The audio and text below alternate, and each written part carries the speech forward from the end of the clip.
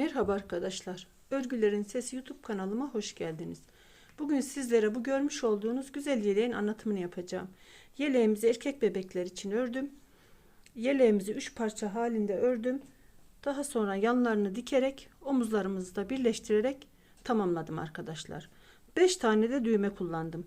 Yeleğimizi örerken Nako Elite Baby'nin Baby One ipini kullandım. 1,5 yumağa yakın iple ördüm arkadaşlar. 3,5 numaralı da misinalı şişle ördüm. Ölçü vermem gerekirse kol altından 28 santim, omuz ölçümüzde 37 santim arkadaşlar. Yeleğimizin anlatımına geçmeden önce halen kanalıma abone olmayan arkadaşlarım varsa bana destek amaçlı kanalıma abone olup beğeni yapıp yorum yaparsanız sevinirim. Ayrıca sağ alt köşedeki zil butonunu aktif hale getirerek yayınlayacağım videolarımdan haberdar olursunuz. Bismillah diyerek bu güzelliğin yapım aşamalarına geçebiliriz. Evet arkadaşlar, yeleğimizin sağ ön bedenini ördüm, hazır ettim. Buradan bir ön bilgi vermek istiyorum. Yeleğimizi 45 ilmek olarak başladım.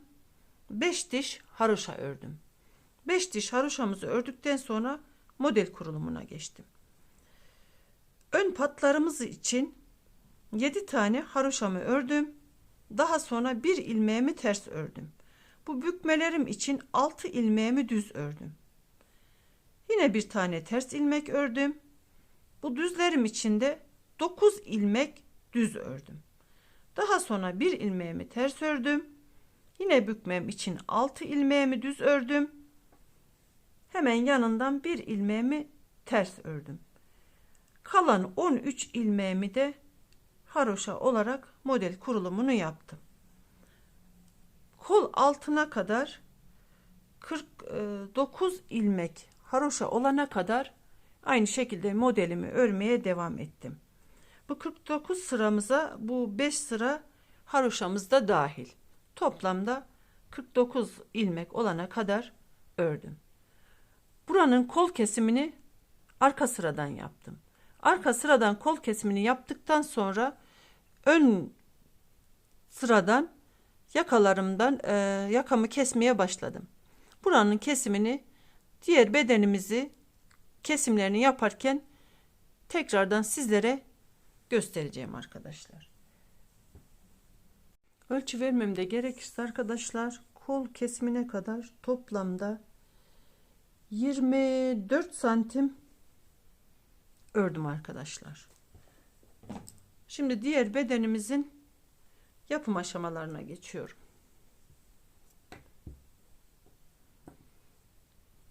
Yine şişimize toplamda 45 ilmek atarak başladım. 5 sıra haroşamı ördüm. Şimdi şöyle arkadaşlar düşünelim, karşılıklı gelecek şekilde model kurulumunu yapacağım.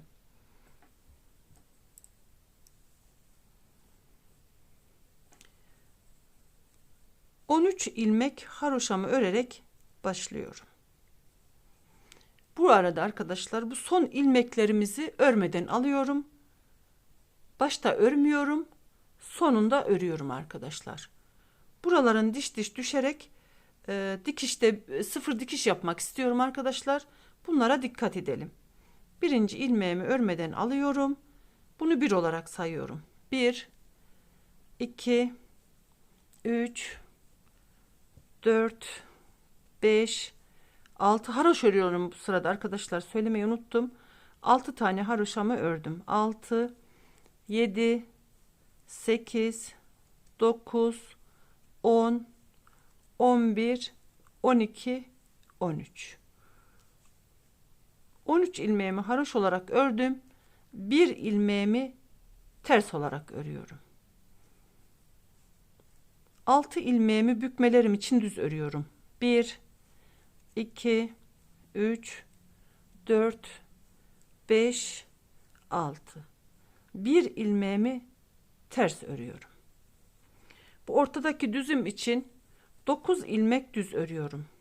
1, 2, 3, 4, 5, 6, 7, 8, 9. Bir ilmeğimi ters örüyorum. Yine bükmelerim için 6 ilmeğimi düz örüyorum. 1, 2, 3, 4, 5, 6. Bir ilmeğimi ters örüyorum.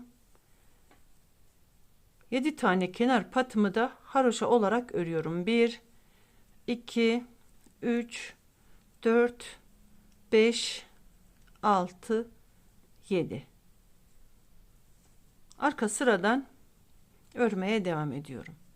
Yine bu ipimi arkaya alıp örmeden şişimi alıyorum arkadaşlar. 7 tane kenar patımı haroşa olarak örüyorum.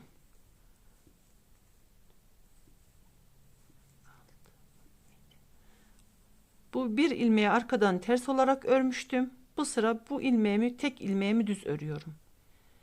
6 ilmeğimi ters örüyorum. 1, 2, 3, 4, 5, 6.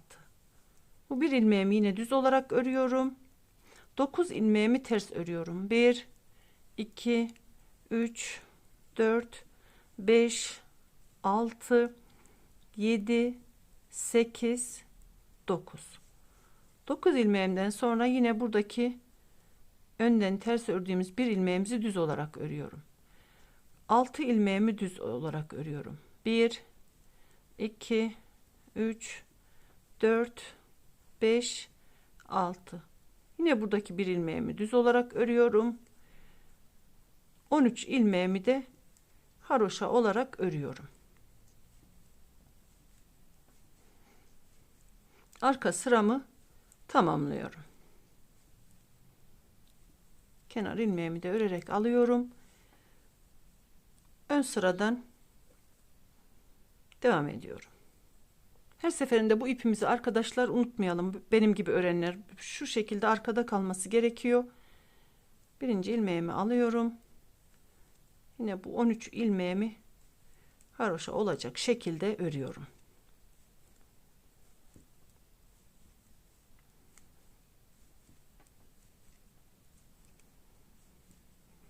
Buradaki bir ilmeğimizi ters olarak örüyorum.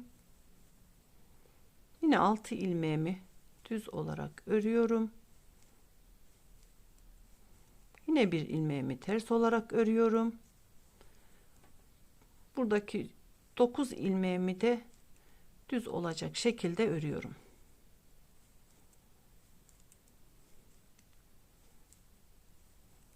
Dokuz ilmeğimden sonraki bir ilmeğimi yine ters olarak örüyorum.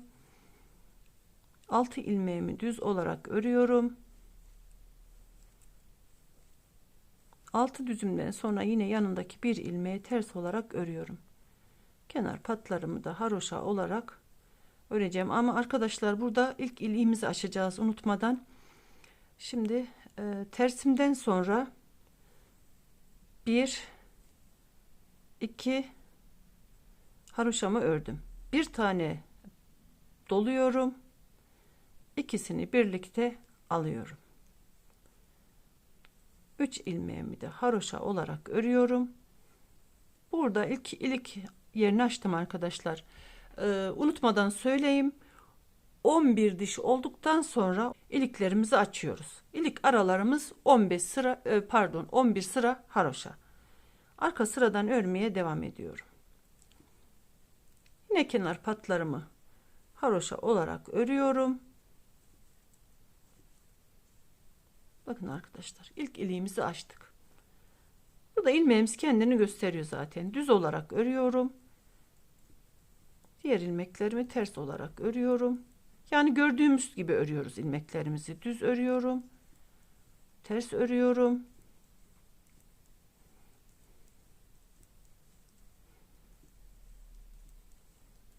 Buradaki yine bir ilmeğimi düz olarak örüyorum. 6 ilmeğimi ters olarak örüyorum.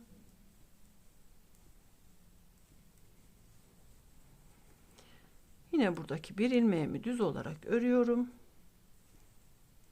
13 ilmeğimi de haroşa olarak örüyorum.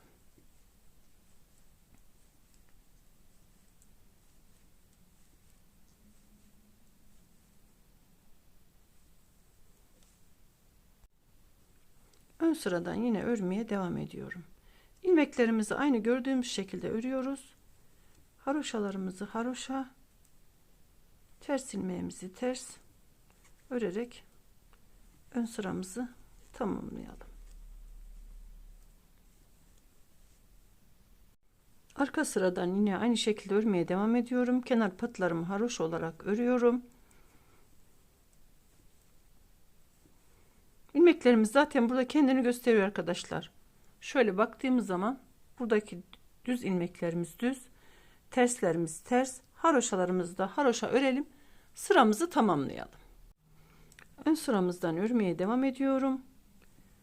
Bu sıramızda da haroşalarımızı haroşa, terslerimizi ters, düzlerimizi düz olarak örüp sıramızı tamamlayalım. Arka sıramızdan da yine aynı şekilde haroşalarımızı haroşa, düzlerimizi düz, terslerimizi ters olarak örüp sıramızı tamamlayalım. Evet arkadaşlar, arka sıramızı da tamamladım. Şimdi bükme sıramıza geldik. Şöyle göstereyim.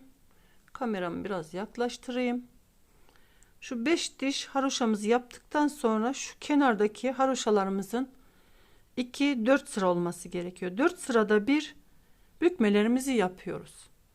Unutmayalım arkadaşlar. 4 sıra olduktan sonra bükmelerimizi yapıyoruz.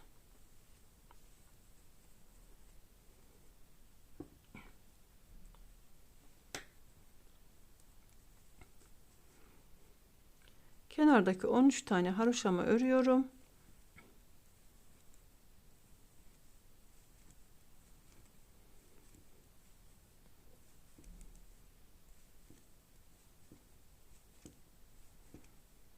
Bir tane ters ilmeğimi de örüyorum. Burada bükme yapacağım arkadaşlar. Ben sağ tarafa büküyorum. Siz isterseniz sol tarafa da bükebilirsiniz. Nasıl kolayınıza geliyorsa. Şişimizdeki 6 ilmeğimizin 3 ilmeğini örmeden şişimde bırakıyorum. Sağ şişimi önden sondaki 3 ilmeğe geçiriyorum. Şu şekilde tutarak ilmeklerimi şişten çıkartıyorum.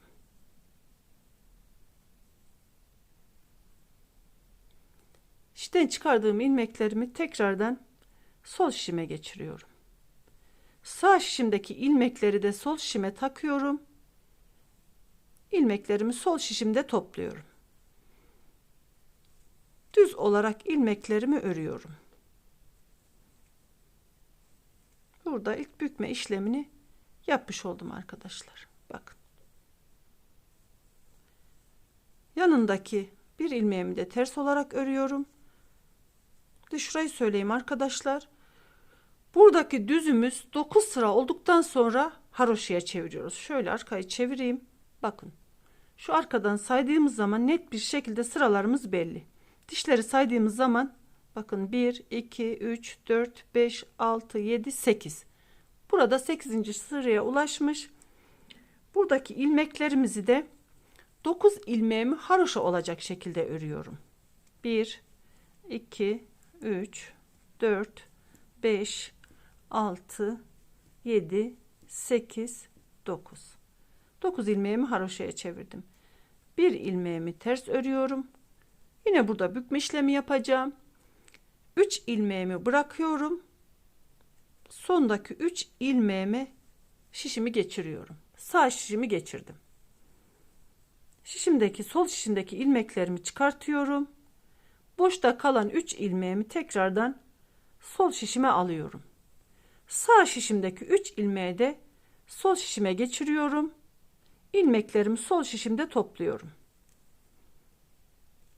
Düz olarak örüyorum.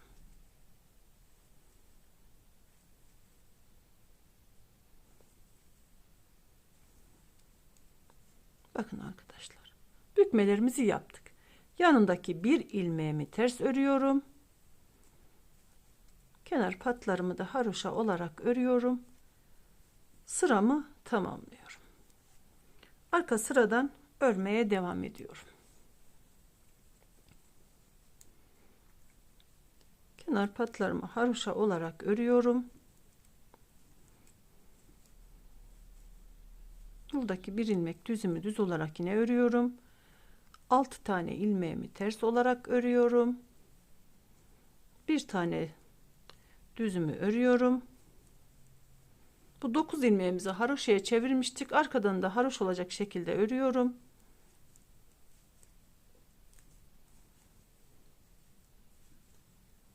Ben haroşamı bu şekilde örüyorum arkadaşlar. Bir tane düzümü örüyorum. Yine 6 tane ters ilmeğimi örüyorum. Düz ilmeğimi örüyorum. 13 tane haroşamı örüp sıramı tamamlıyorum.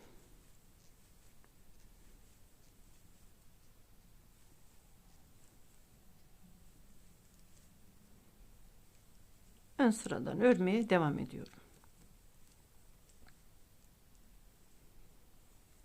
Yine kenardaki 13 tane haroşamı örüyorum.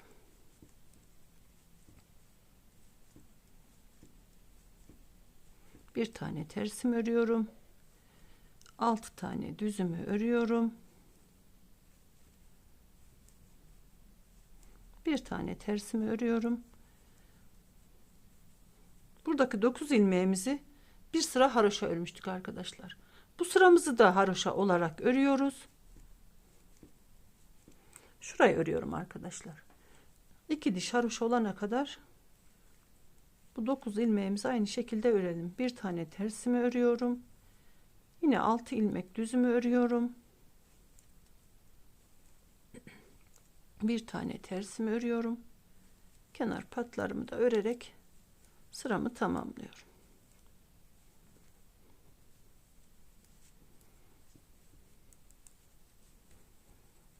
Arka sıramızdan da aynı şekilde örmeye devam ediyorum. Yani ilmeklerimi gördüğüm şekilde. Haroşalarımı haroş olarak örüyorum. Düz ilmeklerimi düz örüyorum. Ters ilmeklerimi ters olarak örüyorum.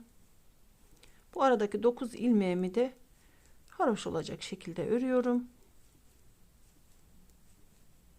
Arka sıramı da tamamlıyorum. İlk bükmemizi yaptık arkadaşlar. 4 diş haroşa olduktan sonra bükmelerimizi yapıyoruz. Şu anda 2 diş oluştu arkadaşlar.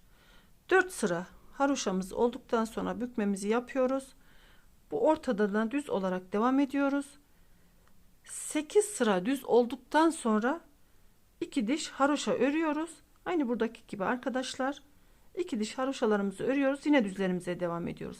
Her 8 sırada bir 2 sıra haroşa örüyoruz. Bükmelerimizi de 4 sıra haroşada bir yapıyoruz. 2 4 sırada bir bükme yaptık. Şu anda 2 diş haroşamız olmuş. 4 sıra olduktan sonra tekrardan bükmelerimizi yapacağız. Bu şekilde ben öreyim arkadaşlar. Kol kesimine kadar yaptıktan sonra birlikte devam edelim. Evet arkadaşlar. Diğer bedenimizi de kol kesim yerine kadar ördüm geldim. Şimdi burada kol kesimi yapacağız.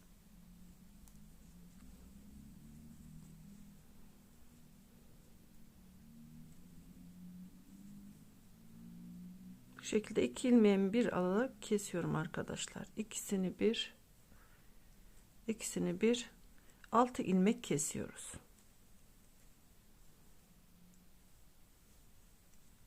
7 tane kenar patımızın kalması gerekiyor. 2 4 6 bir ilmek daha kesiyorum. Kalan 7 ilmeğimizi kenar patımız olarak devam ettireceğiz. Şimdiki ilmeğimle birlikte 7 tane haroşamız kaldı.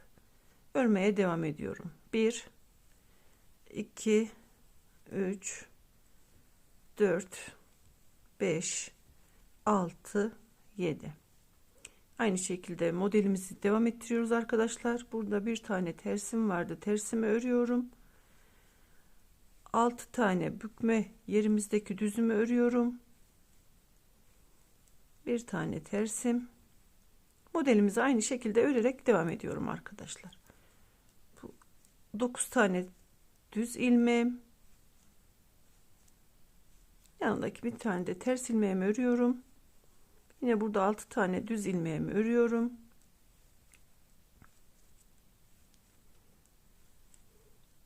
Yine bir tane tersimi örüyorum. Burada son ilik çalışmamızı yapacağız arkadaşlar. 2 tane haroşamı örüyorum. İkisini birlikte alıyorum. Bir tane doluyorum. Kenardaki haroşalarımı da örüyorum ve dönüyorum.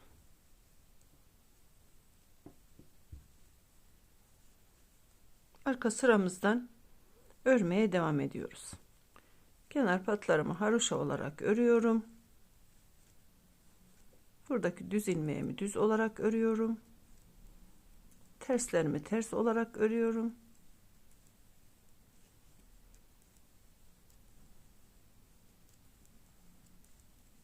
Dokuz tane tersimi örüyorum.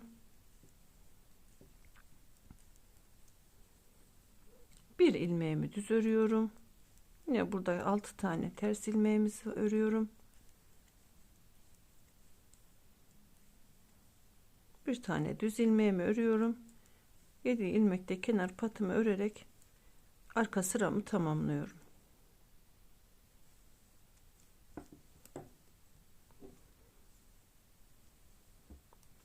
Ön sıradan örerek aynı şekilde devam edeceğim arkadaşlar. Burada yaka kesimi yapacağız. Bu diğer sağ bedenimizi önden kesmiştik. Burayı da arkadan keseceğiz arkadaşlar. Şimdi göstereceğim. 7 tane kenar patımı örüyorum. Bir tane tersimi örüyorum. Burada bükme işlemi yapacağım yine arkadaşlar. 3 ilmeğimi atlayıp arkadaki 3 ilmeğime şişimi geçiriyorum. Buradaki 3 ilmeğimi de diğer şişime alıyorum. İlmeklerimi hepsini sol şişimde toplayıp düz olarak örüyorum.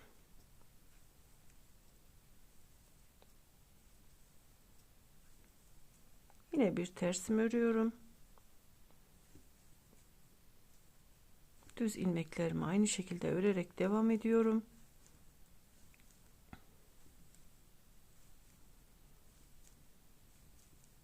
Yine ters ilmeğimi örüyorum. Yine burada bükme işlemi yapacağım. 3 ilmeğimi atlayıp arkadaki 3 ilmeğimi şişime alıp diğer kalan 3 ilmeğimi de sol şişime alıyorum. Hepsini yine sol şişimde toplayıp düz bir şekilde örüyorum.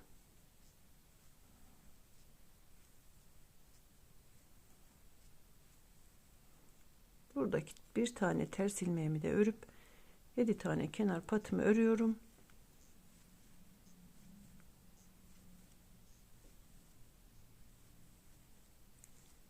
Ve arka sıradan örmeye devam ediyorum. Şimdi bu sıra yaka kesimi yapacağız arkadaşlar. 7 tane kenar patımızın 6 tanesini örüyorum.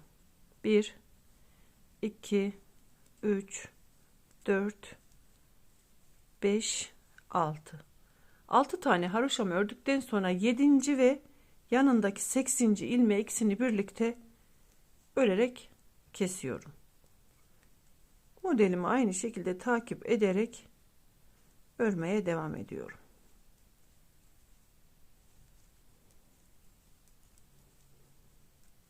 Ters ilmeklerimi ters, düz ilmeğimi düz, haroşalarımızı da haroşa olarak örüyoruz.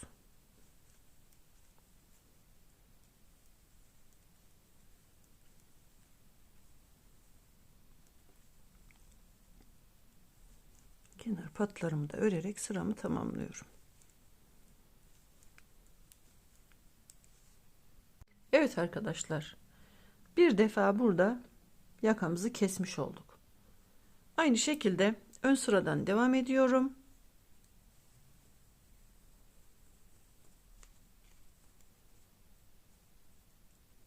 Yedi kenar patımı örüyorum.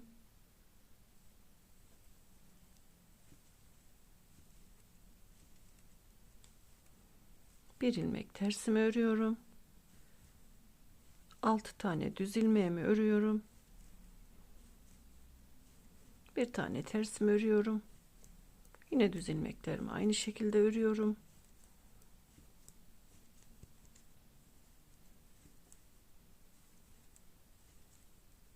Bir tane tersimi örüp 6 tane düzüm örüyorum.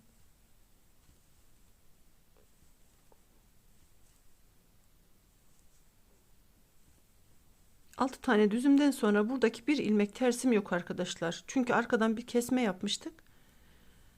Burada 6 tane düz ilmeğimiz kaldı. 7 tane kenar patı haroşamı örüyorum. İlmeklerimiz çünkü azalıyor arkadaşlar. Birer tane kesme yapıyoruz.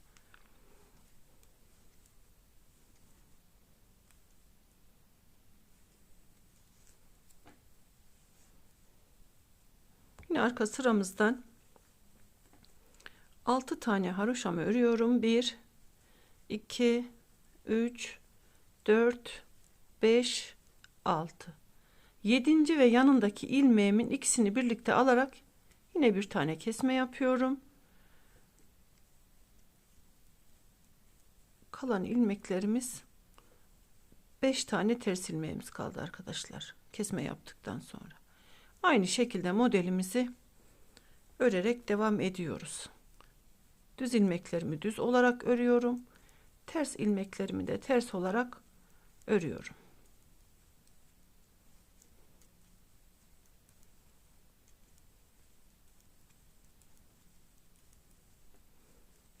Kenar patlarımı da örüyorum. Sıramı tamamlıyorum.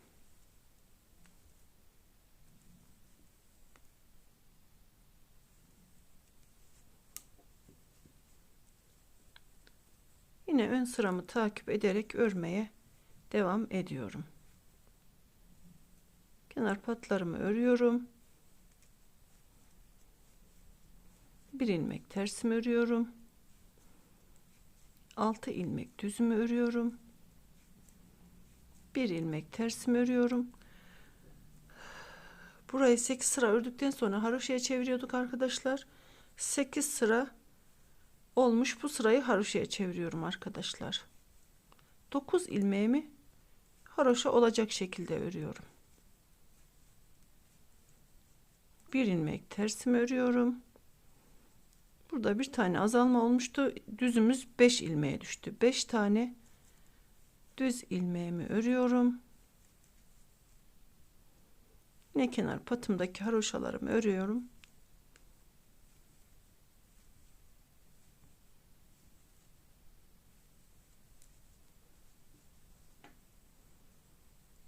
Arka sıradan örmeye devam ediyorum. 6 tane haroşamı örüyorum. 1 2 3 4 5 6.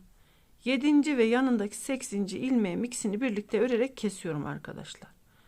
Burada 4 tane ters ilmeğimiz kaldı. 4 tane ters ilmeğimi örüyorum. Yanındaki düz ilmeğimi örüyorum. Bu 9 ilmeğimizi haroşaya çevirmiştik arkadaşlar. Yine haroş olacak şekilde örelim.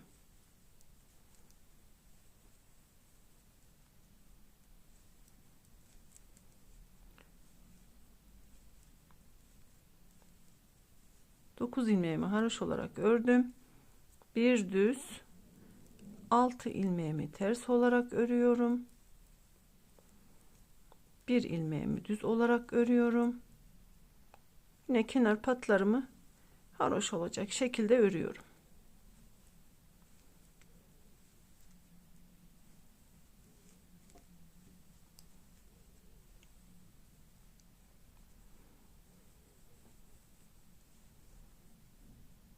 Ön sıradan yine modelimi takip ederek aynı şekilde örüyorum arkadaşlar. Haroşalarımı haroşa olarak örüyorum. Bir tane tersimi örüyorum. Burada bükme sıram gelmiş mi diye bakıyorum arkadaşlar. Kestikten sonra 1 2 3 haroşamız olmuş. Bu sırayı da aynı şekilde düz olarak devam ediyorum. Bir tane tersimi örüyorum. Yine buradaki 9 ilmeğimizin ikinci haroşa sırasını yapıyorum arkadaşlar. Haroş olarak devam ediyorum.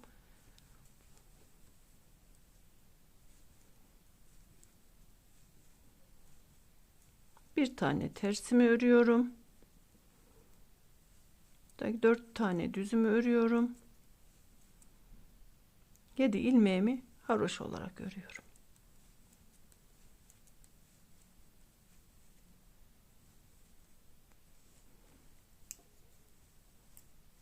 Arka sıradan örerek devam ediyorum. Yine buradan yakadan 6 ilmeğimizi haroşa olarak örüyoruz. 2 3 4 5 6 7. ve yanındaki 8. ilmeğimi, hatta arkadaşlar şu ilmeğim bana ters geliyor. Şu 8. ilmeğimi düzelterek kesmek istiyorum. 3 6 ilmeğimi ördükten sonra 7. ve 8. ilmeğimin ikisini birlikte kesiyorum arkadaşlar. İkisini birlikte örüyorum. Modelimizi aynı şekilde devam ediyoruz. Kestikten sonra 3 6 7 ilmeğimizi haroşa olarak ördükten sonra arkadaşlar 3 tane ters ilmeğimiz kaldı. Yanındaki düz ilmeğimi ördüm. Yine 9 ilmeğimizi haroşa olacak şekilde örüyorum.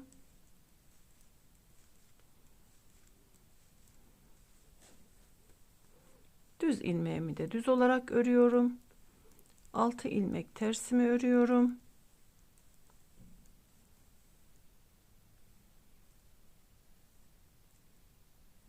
Düz ilmeğimi örüyorum. Kenar patlarımı haroşa olarak örüyorum.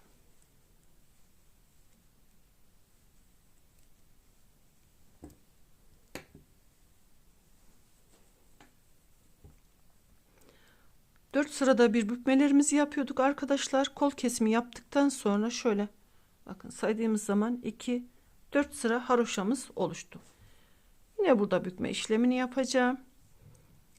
7 tane kenar patımı örüyorum. Ters ilmeğimi de örüyorum. Yine 3 ilmeğimi atlayıp 3 ilmeğimi önden şişime alıyorum. Diğer 3 ilmeğimi de sol şişime geçiriyorum. İlmeklerimi sol şişte topluyorum. Düz bir şekilde örüyorum.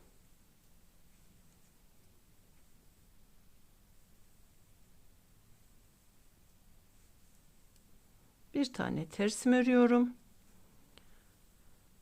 Burada 2 diş haroşamız oluştu arkadaşlar. Bu 9 ilmeğimi düz ilmeğe çeviriyorum.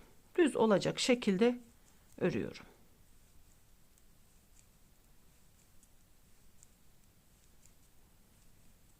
Ters ilmeğimi de örüyorum. Burada kalan 3 ilmeğimi bükme işlemi yapmıyorum arkadaşlar. Düz bir şekilde örüyorum. 7 tane haroşamı örüyorum. Bir tane kesim, son olarak bir kez daha yaka kesimini göstermek istiyorum arkadaşlar. Dönerek arka sıradan yakamızdan devam ediyorum. Buradan 6 tane haroşamızı örüyoruz. 2 3 4 5 ve 6. 7. ve 8. ilmeğimi ikisini birlikte alarak kesiyorum. Burada 2 tane ters ilmeğimiz kaldı. 2 tersimi örüyorum. Düz ilmeğimi örüyorum. 9 ilmek tersimi örüyorum.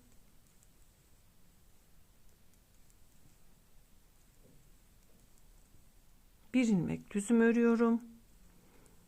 6 ilmek ters ilmeğimi örüyorum.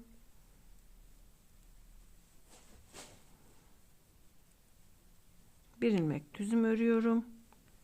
Kenar patlarımı da örerek sıramı tamamlıyorum.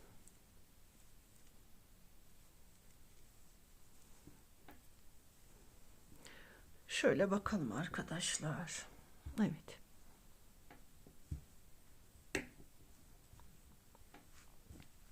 Buradan kol kesimimizi yaptıktan sonra arkadaşlar yaka kesimini arka sıradan kesmeye başladım. Buranın kol kesimini önden kestik. Yaka kesimini ise arkadan kestik arkadaşlar. Sağ ön bedenimizin kol kesimini arkadan kestik. Yaka kesimini önden kestik. Önden keserken de şöyle yaptık arkadaşlar. Arkadan kolu kestim geldim arkadaşlar. Önden 6 tane haroşamızı ördükten sonra 7. ve 8. birlikte alarak kestim. Arkadan tekrar ördüm geldim. Yine önden 6 tane haroşamı ördüm. 7. ve 8. ilmeğe birlikte aldım. Sağ bedenimizi önden kestik arkadaşlar. Yaka kesimini. Sol bedenimizin de arkadan kesiyoruz arkadaşlar. Örüp gelip her seferinde bu yaka tarafından, arka tarafından keserek gidiyoruz. Bu şekilde kesmelerimize devam edelim arkadaşlar. En son şuradan tarif edeyim arkadaşlar. Yakamızı keserek geliyoruz. 22 ilmek kalana kadar. 22 ilmeğimizde 7 diş haroşalarımız, birer tane tersimiz, 6 tane de bu bükme ilmeğimiz kalana kadar keselim arkadaşlar. Ben bu şekilde kesme işlemlerimizi tamamlayayım. Sizinle paylaşayım arkadaşlar. Evet arkadaşlar. Yaka kesme işlemini tamamladım. Yakamızı kestikten sonra şurada 2, 4, 6, 8, 10, 12, 14, 16, 17 diş haroşamız oluştu. 8 sıra daha haroşamız olana kadar bu şekilde örüyoruz arkadaşlar. Normalde 25 diş haroşamızın oluşması gerekiyor. Bu kestiğimizde burada 22 ilmeğimiz kaldı. Şöyle izah edeyim. 7 tane kenar patımız, bir tane ters ilmeğimiz, ortadaki 6 düzümüz, bir tane daha ters ilmeğimiz, 7 tane de kenar patımız olacak şekilde aynı şekilde örmeye devam ediyoruz. Burada toplam 25 diş haroşa olana kadar örelim arkadaşlar. 8 sıra daha haroşamı örerek toplamda 25 diş haroşa olana kadar ördüm arkadaşlar. Buradan kesme işlemini yapıyorum. İkisini birlikte alarak kesiyorum. Son 7 tane şu kenar patımız kalana kadar ilmeklerimizi keselim. Yakadaki 7 tane haroşama kadar ilmeklerimi kestim. Bu 7 ilmeğimi yaka bantı olarak öreceğim arkadaşlar. Bunu örmeye devam ediyorum. Şimdi net bir sayı veremiyorum. Biraz öreyim arkadaşlar. Kaç sıra ördüğümü sizinle paylaşayım. Yaka bandımı 30 diş haroş olana kadar ördüm arkadaşlar. Arka sıradan da kestim. Dikerken daha düzgün olması için 31. sırayı ördüm. Arkadan da gelirken kestim. Bu şekilde diş durması için. Şöyle çevireyim arkadaşlar. Bu arada düğmelerimi de diktim. Şöyle daha düzgün görünmesi için. Şöyle getiriyorum. Şöyle inşallah görünüyordur. Şöyle üst üste getirerek dikeceğim arkadaşlar. Öncelikle ipimi şöyle bir düzgün olması için ön tarafa çekiyorum. Daha sonra yaka bandımı diğer parçamın yakasına getirerek şu şekilde haroşalarımı birbirine denk getirerek dikiyorum arkadaşlar. Şöyle karşılıklı getiriyorum. Haroşa aralarımdan geçirerek dikiyorum arkadaşlar.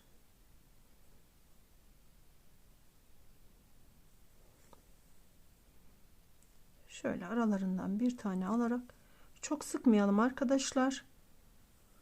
Büzdürme yapmayalım. Şu şekilde ilmeklerimi dikiyorum. Son ilmeğimi de kenardan alarak şu şekilde dikiyorum arkadaşlar. İpimi arkaya alıyorum.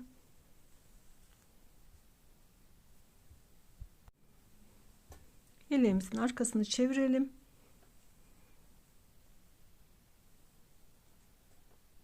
Buradan da şu şekilde arkadaşlar ipimizi sabitleyelim. Şöyle yine aralardan alalım. Haroşalarımızın arasından alarak arkadaşlar bu şekilde dikebiliriz. Son ilmeğimi de alıp arasından geçiriyorum. Bakın arkadaşlar. Çok güzel tertemiz tutturma şekli arkadaşlar. Daha sonra da şu şekilde haroşalarımın arasından alıyorum.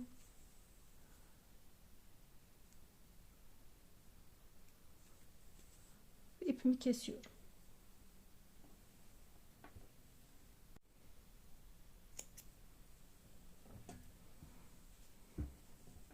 Evet arkadaşlar. Şöyle bir bakalım yeleğimize. Evet, yakamızı da tamamladık. Şimdi arka bedenimizin örülüşüne geçebiliriz. Arka bedenimiz için de 71 ilmek olarak başladım. 5 dişte haroşamızı ördük. Arkadaşlar ilmeklerimizi başlarken biraz ipimizi fazla başlayalım. Bu yan dikişlerimizde kullanacağımız için bu şekilde başladım. Model kurulumu için ilk başta birinci ilmeğimizi almıyorum. 13 ilmeğimi haroşa olarak örüyorum. 1 2 3 4 5 6 7 8 9 10 11 12 13. Bir ilmeğimi ters olarak örüyorum. 6 ilmek düz örüyorum. 1 2 3 4 5 6. Bir ilmeğimi ters olarak örüyorum. 9 ilmeğimi düz örüyorum. 1 2 3 4 5 6 7 8 9. Bir ilmeğimi ters örüyorum. Yine 9 ilmeğimi düz örüyorum. 1 2 3 4 5 6 7 8 9. Bir ilmeğimi ters örüyorum. Yine 9 ilmeğimi düz örüyorum. 1 2 3 4 5 6 7 8 9. Bir ilmeğimi ters örüyorum. 6 ilmeğimi düz örüyorum. 1 2 3 4 5 6. Bir ilmeğimi de ters olarak örüyorum. Kenarda kalan 13 ilmeğimi de haroş olarak örüyorum. 1 2 3 4 5 6 7 8 9 10 11 12 13. Model kurulumumuzu yaptık arkadaşlar. Arka sıramızda da bir tane sağda, bir tane de solda şeker büklümlerimiz oluştu arkadaşlar. Aynı bu modelimizdeki gibi. Ortaya da 3 tane bu şekilde düz ilmeklerimiz geldi. Arka sıradan örmeye devam ediyorum. Yine kenar ilmeğimi almadan, örmeden alıyorum. 13 ilmeğimi haroş olarak örüyorum. 2 3 4 5 6 7 8 9 10 11 12 13. Buradaki bir ilmeğim önde ters ördüğümüzü burada düz olarak örüyorum. 1 2 3 4 5 6. 6 ilmeğimi ters olarak örüyorum. Bir ilmeğim düz. 1 2 3 4 5 6 7 8 9 ilmeğimi ters örüyorum. Bir düz örüyorum. 1 2 3 4 5 6 7 8 9. 9 ilmeğimi ters örüyorum. Bir ilmeğimi düz örüyorum. 1 2 3 4 5 6 7 8 9. 9 ilmeğimi ters örüyorum. Bir ilmeğimi düz örüyorum. 1 2 3 4 5 6 ilmeğimi ters örüyorum. Bir ilmeğimi düz örüyorum. Kenardaki 13 ilmeğimi de haroş olarak örüyorum.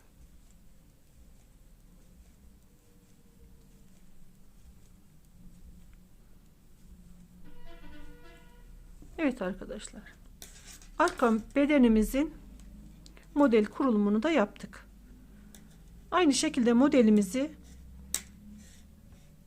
bu ön bedenlerimizde ördüğümüz gibi 4 diş haroş olduktan sonra bükmelerimizi yapıyoruz arkadaşlar.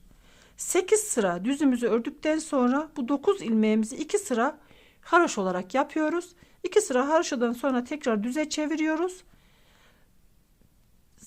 8. sırada yine ikişer sıra haroş olarak yapıyoruz.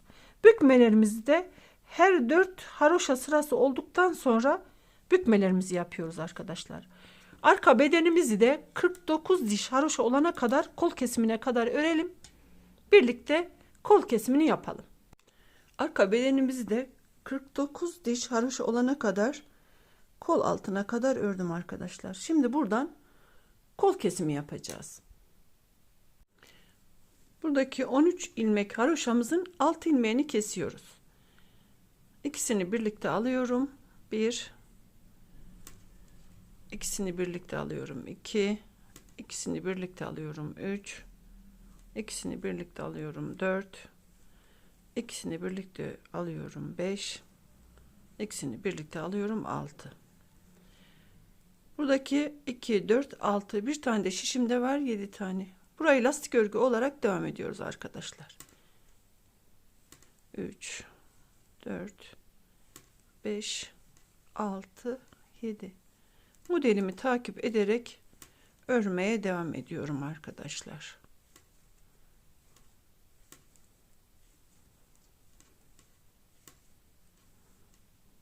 Burada 2 sıra haroşamı örmüşüm. İlmeklerimi 9 ilmeğimi düze çeviriyorum.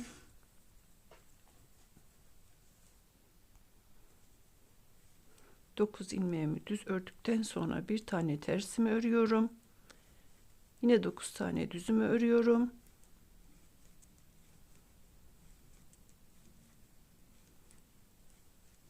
Bir tane tersimi örüyorum yine. Yine 9 tane düz ilmeğimi örüyorum.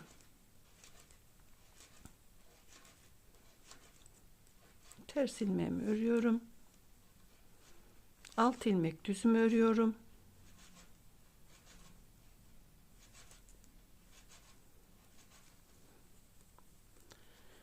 Bir tane ters ilmeğimi örüyorum. Sondaki 13 ilmek haroşamı da örüyorum arkadaşlar.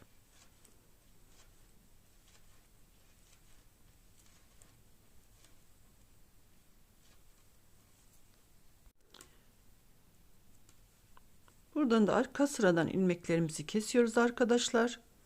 İkisini bir alarak ters örüyorum. 1, ikinci ilmeğimi kesiyorum. 2, üçüncü ilmeğim 3, dördüncü ilmeğim 4, beşinci ilmeğimi kesiyorum. Bir tane daha kesiyorum. 6. Burada da 7 tane haroşamız kaldı arkadaşlar. Burayı da aynı şekilde lastik örgü olarak devam ettireceğim. Haroşalarımı örüyorum. Modelimi takip ederek örüyorum arkadaşlar. Düzlerimi düz, terslerimi ters olacak şekilde örerek örgümün ön sırasına geçiyorum arkadaşlar. Her iki taraftan da kol kesimini tamamladık. Aynı şekilde modelimizi takip ederek örmeye devam ediyoruz. Bu kol kesiminden sonra toplamda 23 diş haroşa olana kadar örmeye devam edelim arkadaşlar. Daha sonra ense oyuntusu yapacağım. Sıralarımı tamamlayıp geleyim. Birlikte ense oyuntumuzu yapalım. 23 diş haroşamı tamamladım arkadaşlar. Burada ense çalışması yapacağım. Kenar patlarımı aynı şekilde örüyorum.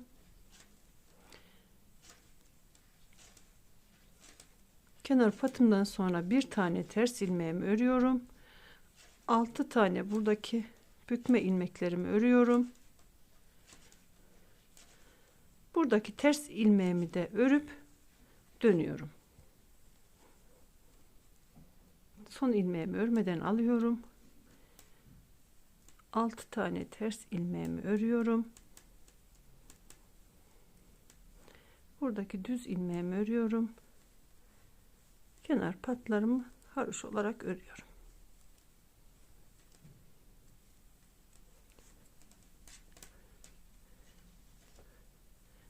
yüzden örmeye devam ediyorum. 7 tane kenar patımı örüyorum.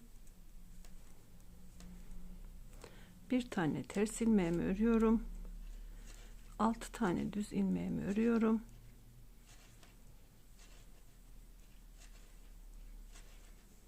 Son ilmeğimi de örüp dönüyorum.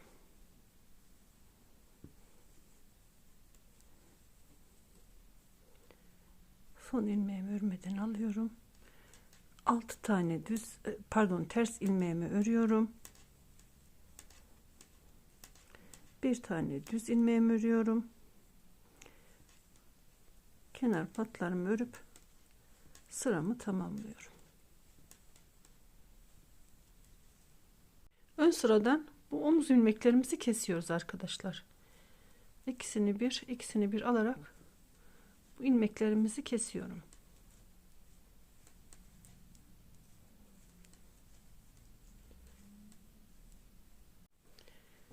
Omuz ilmeklerimi kestim arkadaşlar. Bu ipimi koparmak istemiyorum.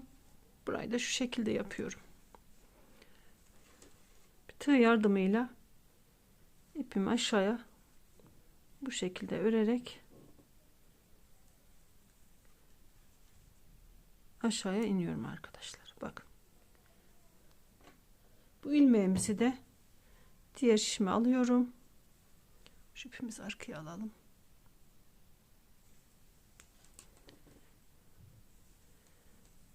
Sonda 15 ilmeğimiz kalana kadar bütün ilmeklerimi kesiyorum arkadaşlar. İlmeklerimizi bu şekilde keselim.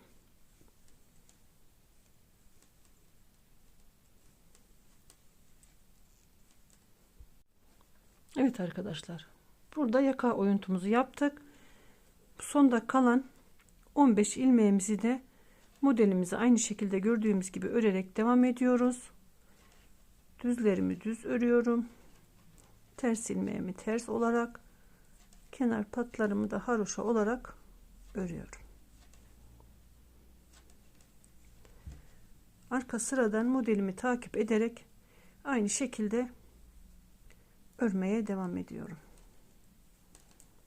Haroşalarımı haroş olarak örüyorum. Düzümü düz olarak örüyorum. 6 tane ters ilmeğimi örüyorum. Sondaki bir ilmeğimi de örüp dönüyorum.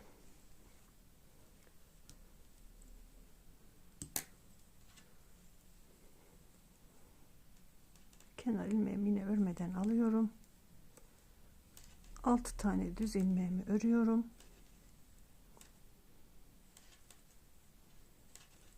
Bir tane ters ilmeğimi örüyorum. Kenar patlarımı haroş olarak örüyorum.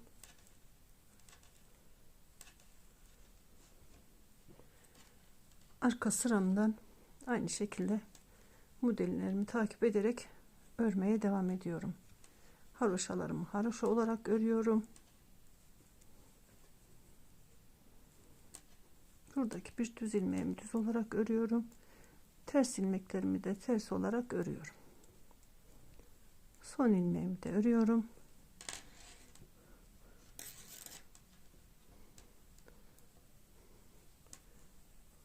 Burada bütün ilmeklerimi kesiyorum arkadaşlar. İkisini bir alarak ilmeklerimi kesiyorum. Şu ilmeğimi düzelteyim arkadaşlar. Ters geldi. Bu şekilde. Omuz ilmeklerimizi keselim.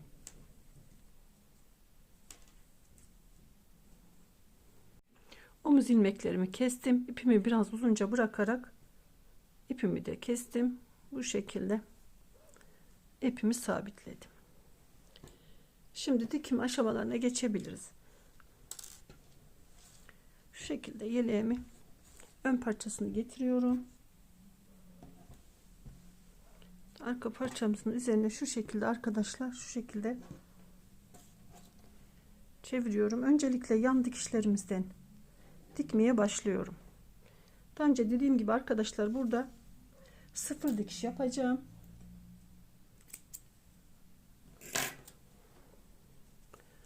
Şöyle karşılıklı ilmeklerimizi geçirerek ilk ilmeğimi karşı taraftan haroşa dişime geçiriyorum. Bu şekilde.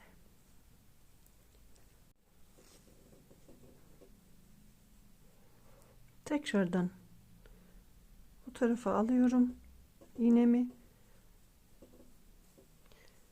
ipimi sabitliyorum. Haroşa dişlerimizi karşılıklı getirerek bir tane arka taraftan şöyle tutuyorum, bir tane ön taraftan, bir arka haroşa dişinden, bir tane de önden, bu şekilde bir arkadan, bir önden, bir arkadan, bir önden alarak dikiyoruz. Dikişimizi fazla sıkmayalım, fazla da gevşek bırakmayalım. Kontrollü bir şekilde kol altına kadar ilmeklerimizi sıfır dikiş olarak bu şekilde dikelim.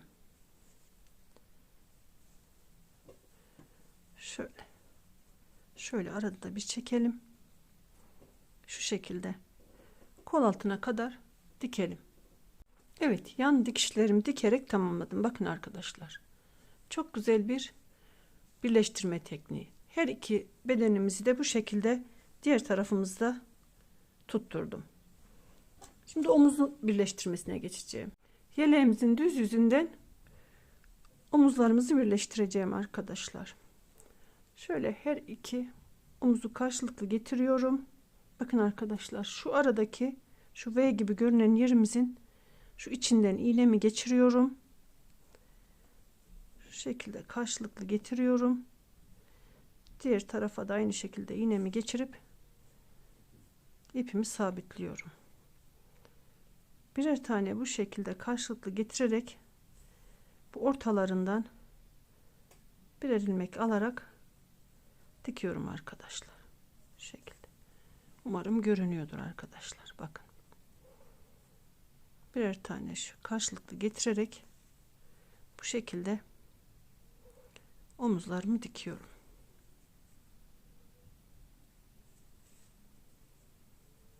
Şöyle arada da ipimizi çekelim arkadaşlar.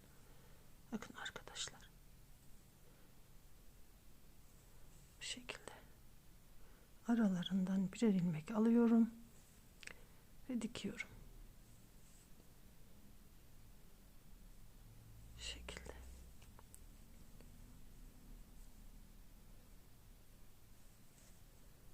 Son iki ilmeğimi de aynı şekilde dikiyorum. Kenar bandıma kadar dikerek geldim arkadaşlar. Bakın. Omuzumuzu bu şekilde birleştirdim. Şimdi bu ipimi burada bırakıyorum. Diğer omuzumu da aynı şekilde dikiyorum arkadaşlar. Diğer omuzumuzu da birleştirdim. Şimdi arkadaşlar bu yaka bandımızı dikeceğim. Şöyle bakın arkadaşlar. Şu yan taraftan bir tane alıyorum. Yaka bandımızın şu haroşa dişlerinden geçirerek dikiyorum arkadaşlar. Bakın.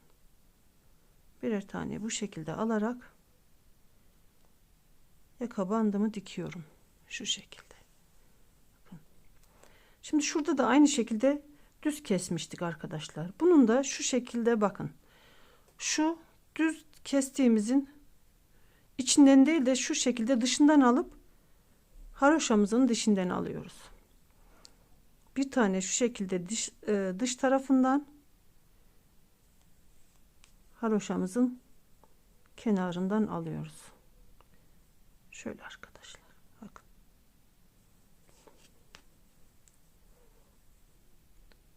Bir tane dış tarafından, bir tane haroşamızdan. Bu şekilde. Birer tane dışarıdan, bir tane haroşadan. Şu düz dikişimiz arkadaşlar. Şöyle. İnşallah net bir şekilde görünüyordur. Şöyle alıyoruz. Bir tane de haroşa dikişimizden alıyoruz. Şöyle. Bakın. Bir tane düzden, bir tane haroşanın kenarındaki ilmekten geçiriyoruz. Bu şekilde.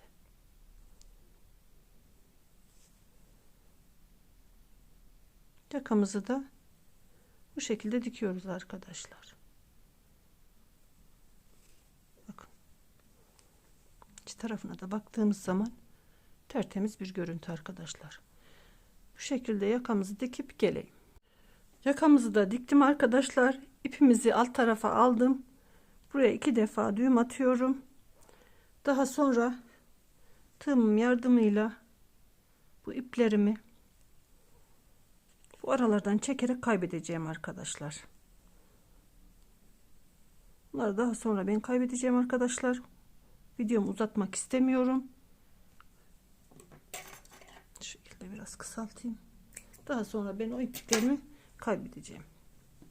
Bakın arkadaşlar, omuzlarımızı birleştirdik. Yakamı da bu şekilde lastiğini diktim. Bakın arkadan da çok güzel muntazam bir şekilde oldu arkadaşlar. Şöyle bir yeleğimize bakalım. Evet arkadaşlar, yeleğimizi bu şekilde tamamladım. Yine finalimiz muhteşem oldu. Umarım sizler de beğendiniz arkadaşlar. Yapacak arkadaşlara kolay gelsin. Yeni videolarımda görüşmek üzere. Hoşça kalın. Allah'a emanet olunuz.